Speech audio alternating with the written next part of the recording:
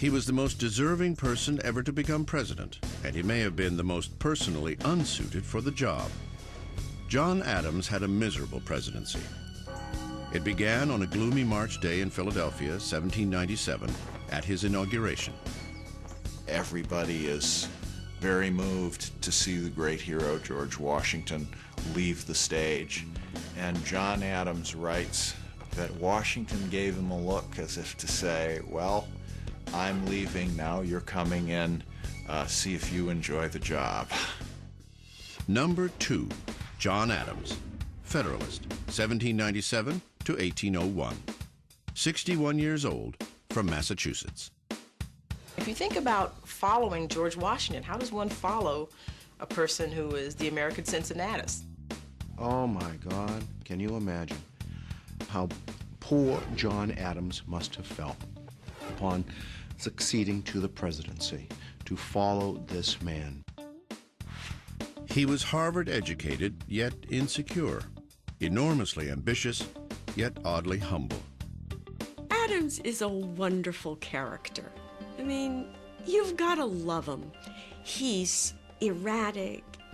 One day he's up, one day he's down. I think there may have been a little imbalance there in his system. He craved fame and power, but he always pulled himself back and said, no, I must make sacrifices for my country. Some days he thought he was on top of the world, and other days he thought he was just the lowest failure on earth. John Adams is a figure who was in many ways racked with self-doubt, at the same time enormously ambitious. Adams's personality was not suited to the presidency. John Adams certainly had the political pedigree to be president. He was a signer of the Declaration, a member of the Continental Congress, minister to France and England, and America's first vice president. And yet, as a leader of men, John Adams' management style was problematic at best. During his administration, Adams is heavily criticized for his pretentiousness as a man who was kingly in a way that George Washington never was. He was a very, very opinionated man, and he was sure that he was right and did not accept counsel as well as other presidents have. Adams was also prone to fits of anger, which he unleashed on subordinates. This is just not the way an effective executive deals with the people under him. 2 issues defined Adams' presidency: the XYZ affair and the Alien and Sedition Acts. Both were caused by a crisis in foreign affairs: the escalating war between England and France. By the time John Adams comes into office, the French are being particularly obnoxious. They are going through a period of seizing our shipping because they don't want us trading with her enemy, Britain. Hoping to quell the crisis, Adams sent a diplomatic team to Paris. That delegation was met with the demand for a bribe. This was reported back to the American Congress.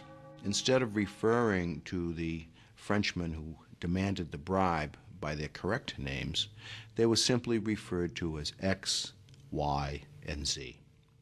And so this became known as the XYZ affair. American public opinion raged against the French. Hawks screamed for war. Adams is not crazy about the French anyway.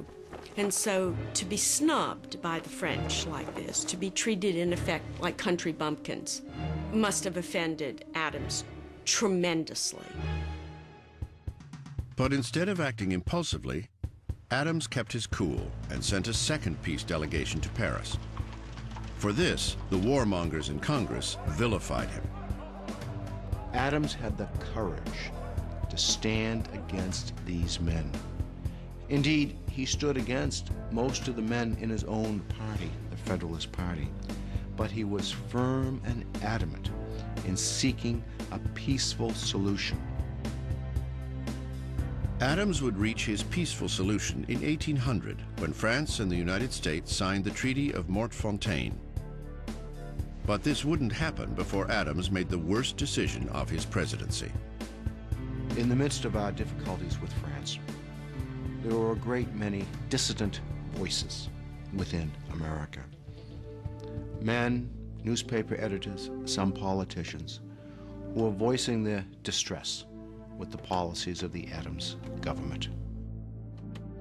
Acutely sensitive to criticism, Adams decided that the verbal attacks were seditious and dangerous to national security.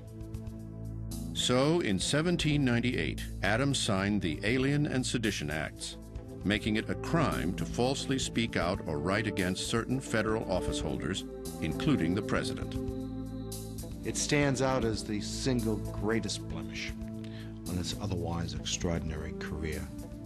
It fed into this image of Adams as the aristocrat, as Adams having this tinge of royalty, of arrogance.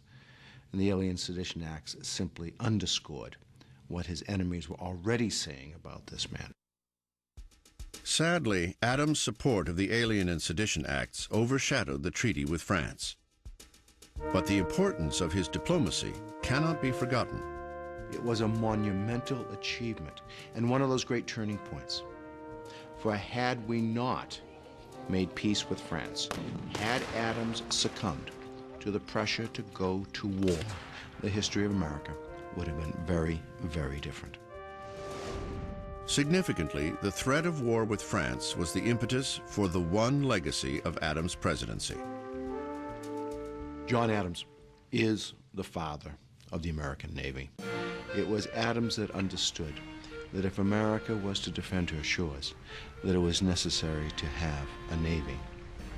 By creating the Department of the Navy, Adams became the first U.S. president to add a secretary to his cabinet. But even the U.S. Navy could not save John Adams from himself. He had alienated many members of Congress and men of his own party. In November 1800, just after becoming the first president to live in the White House, Adams lost his bid for a second term to Thomas Jefferson. It was a bitter defeat. Adams is not gracious in defeat. The image we have today of the election of a new president, and the former president bids him welcome to the White House, etc., etc. Oh no, not at all. Adams leaves Washington in the midst of the night. When he left office, he was certainly the most unhappy man in the country because he believed he left office disgraced and unappreciated. During his own life, John Adams' presidency was regarded as the low point of his remarkable political career. It would take nearly 200 years for historians to reassess his contribution to the office. Two presidents signed the Declaration of Independence, John Adams and Thomas Jefferson. Both died on July 4, 1826, the 50th anniversary of the signing.